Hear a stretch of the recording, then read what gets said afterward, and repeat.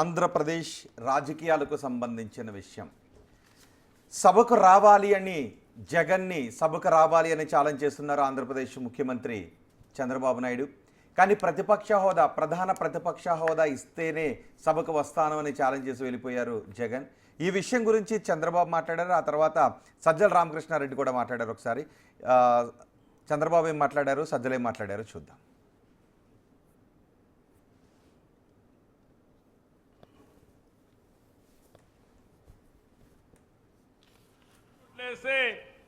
రోడ్లన్నీ గుంతలు పెడతారు.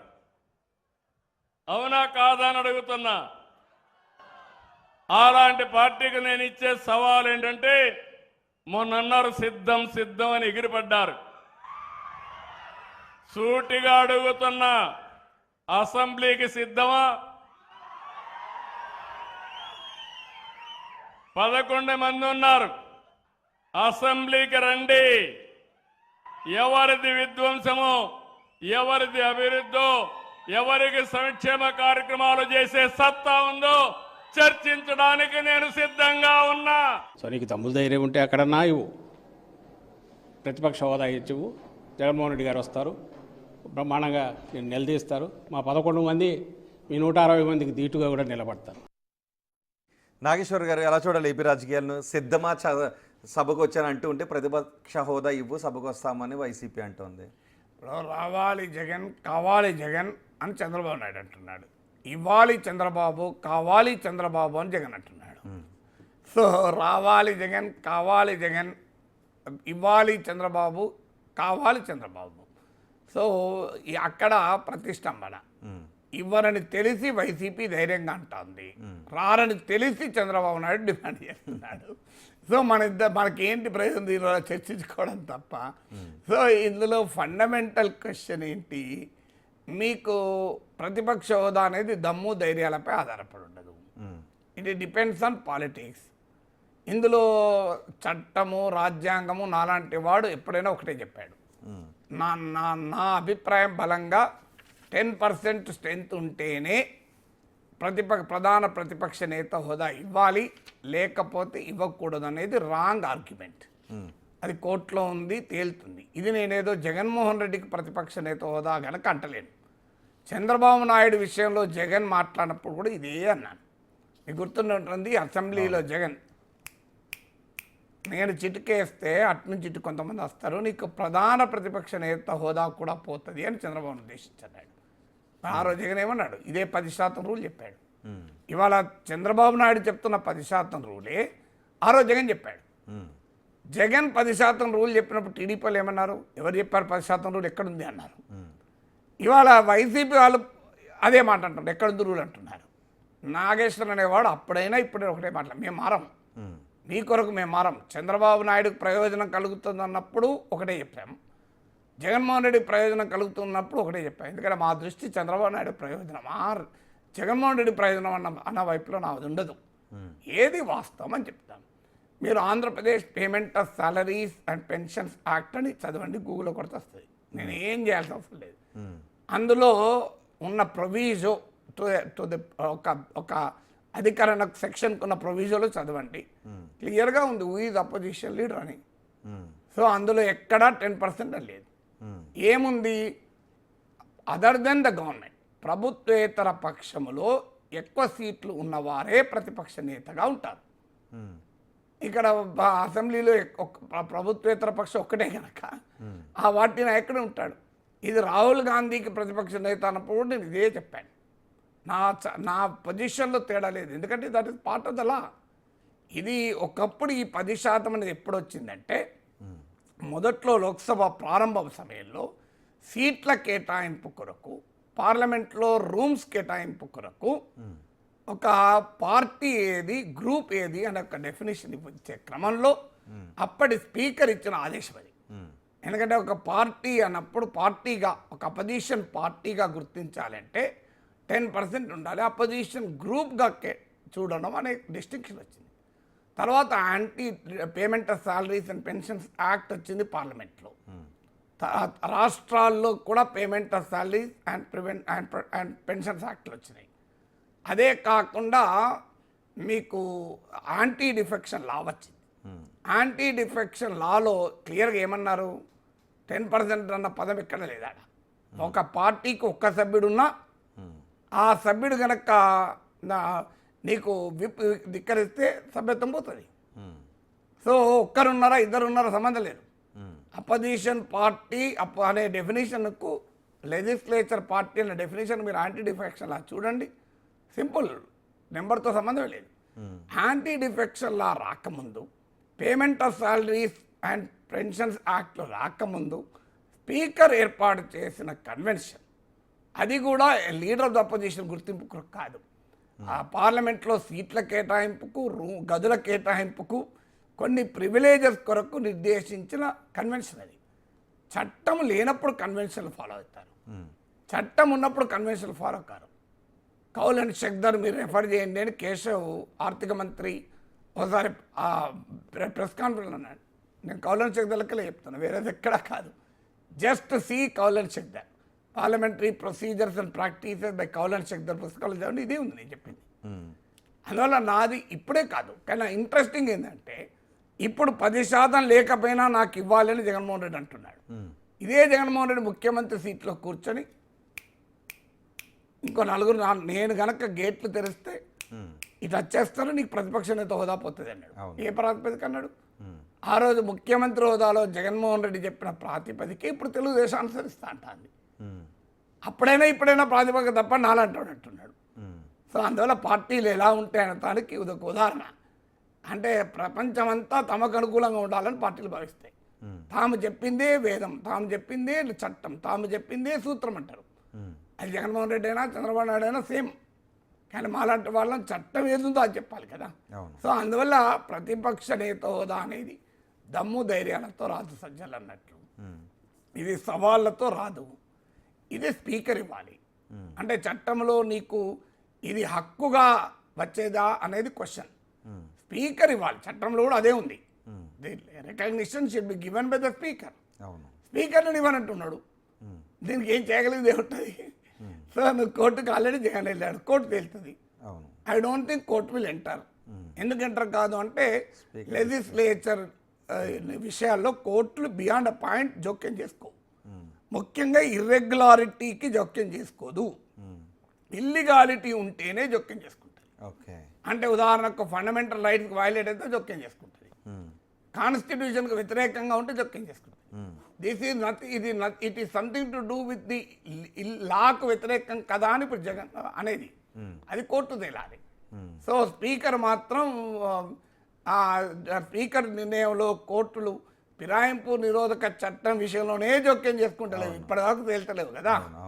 జడ్జిమెంట్లు వస్తున్నాయి, మేఘచంద్ర సింగ్ కేసు వచ్చింది, ఇప్పుడు లేటెస్ట్గా తెలంగాణ ఎమ్మెల్యేల కేసు వచ్చింది. కోర్టులు చెప్తున్నాయి 3 నెలల్లో డిసిషన్ తీసుకోమని, కానీ స్పీకర్లు తీసుకుంటలేరు.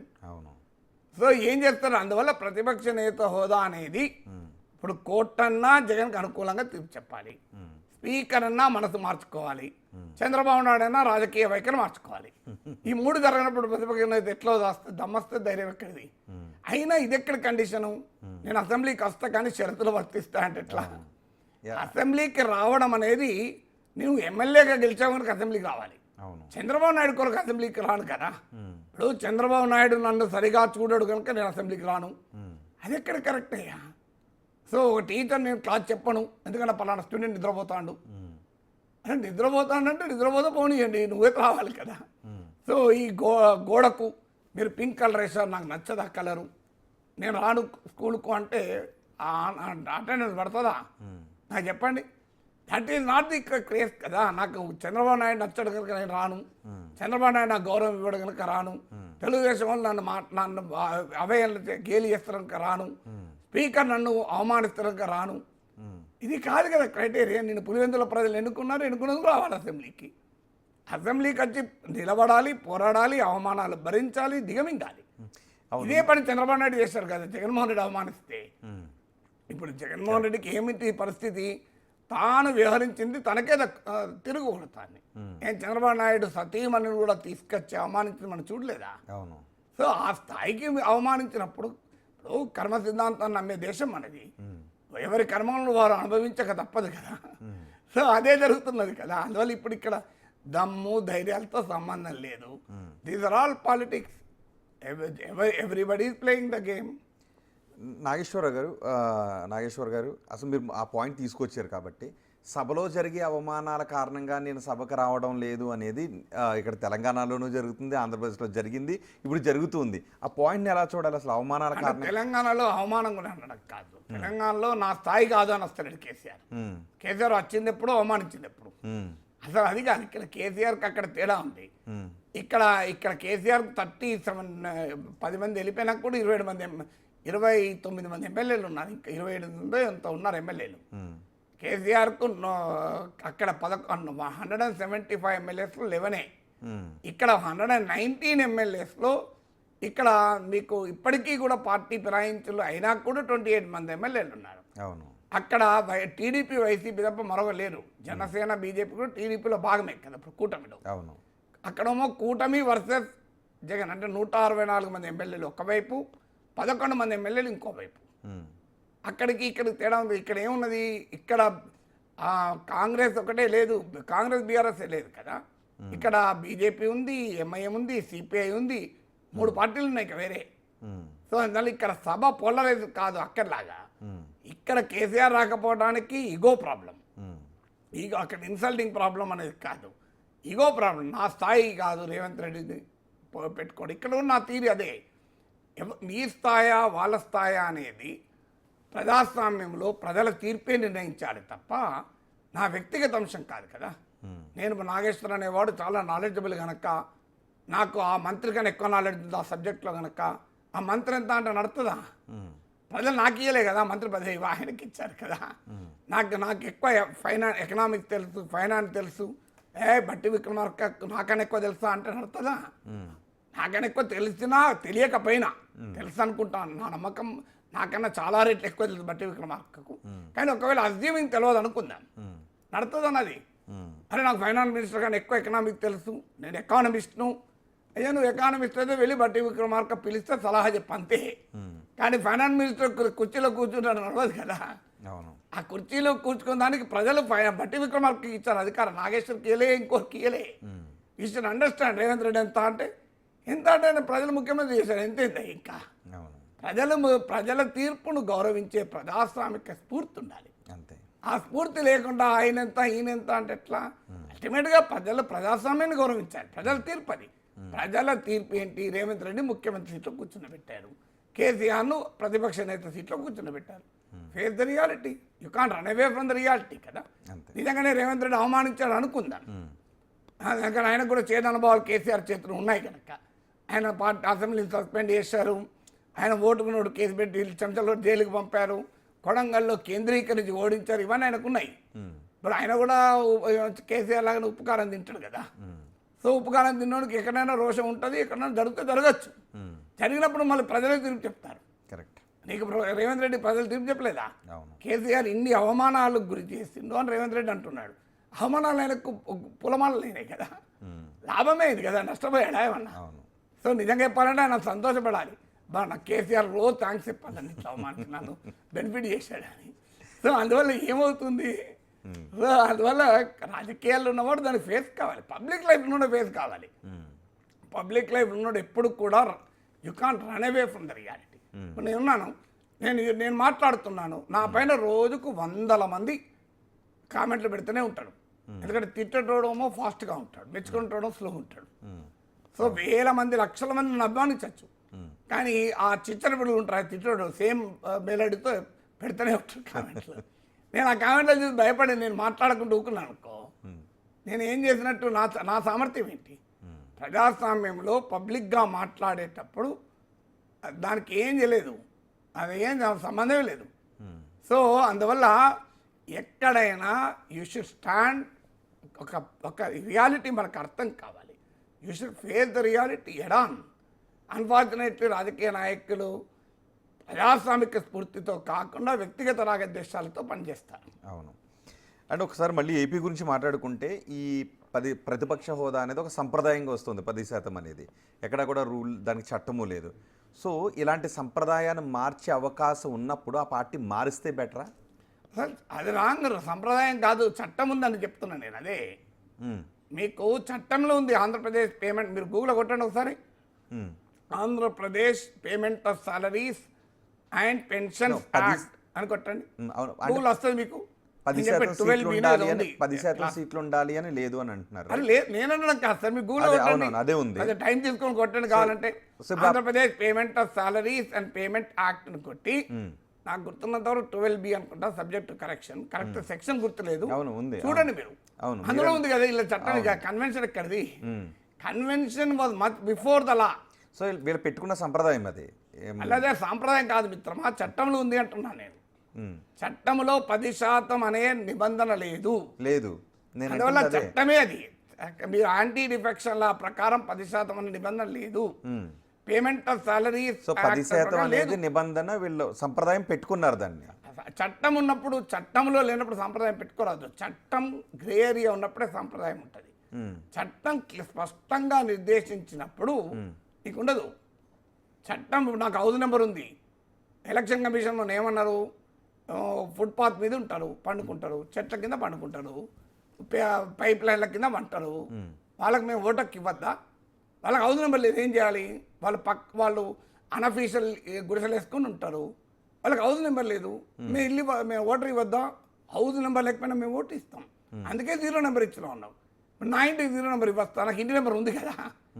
ఇప్పుడు నా ఇంటి నెంబర్ లేదనుకో, మీరు 0 ఇవ్వచ్చు, నాకు ఇంటి నెంబర్ ఉంది కదా. నాకు ఇంటి నెంబర్ ఉన్నప్పుడు 0 ఎట్లా ఇస్తాను నేను నాకు? సో అదే అంటే ఏపీలో ప్రతిపక్ష నాయకుని సభలోకి రానివ్వకూడదన్న ఉద్దేశంతో అధికార పక్షం ఉంది అన్నట్టు వాళ్ళు మాట్లాడుతున్నారు కదా. రానివ్వకూడదని కాదు, వాళ్ళకి రావాలనే ఉంది. జగన్ రావాలి, జగన్కు చుక్కలు చూపెట్టాలనే ఉంది. కానీ ప్రతిపక్ష నేత ఇవ్వడానికి సిద్ధంగా లేరు. ఎందుకంటే జగన్మోహన్ రెడ్డి అదే పని అన్నాడు కదా చంద్రబాబు నాయుడు. నేను మరోసారి చెప్తాను, ఇలా అన్నాడు, సో నేను చిటికేస్తే అటు నుంచి ఇటు వస్తే నీ పని ఇంతే అన్నాడు కదా. So they want to show the same rule for Jagan. Jagan ఏ సూత్రం అయితే చెప్పాడో అదే సూత్రం చంద్రబాబు నాయుడు చెప్పదలుచుకున్నాడు జగన్కు. రైట్. సో మొత్తానికి ఆంధ్రప్రదేశ్ అసెంబ్లీలో ప్రతిపక్ష హోదా ఇస్తేనే సభకు వస్తాను అని జగన్ అంటూ ఉన్నారు. దేనికైనా సిద్ధం అంటూ ఉన్నారు కదా. చర్చకు సిద్ధపడితే సభకు రండి అని చంద్రబాబు సవాల్ విసిరారు. సో ఆ సవాళ్ళు ప్రతి సవాల్ అలాగే కొనసాగుతుంది. మరి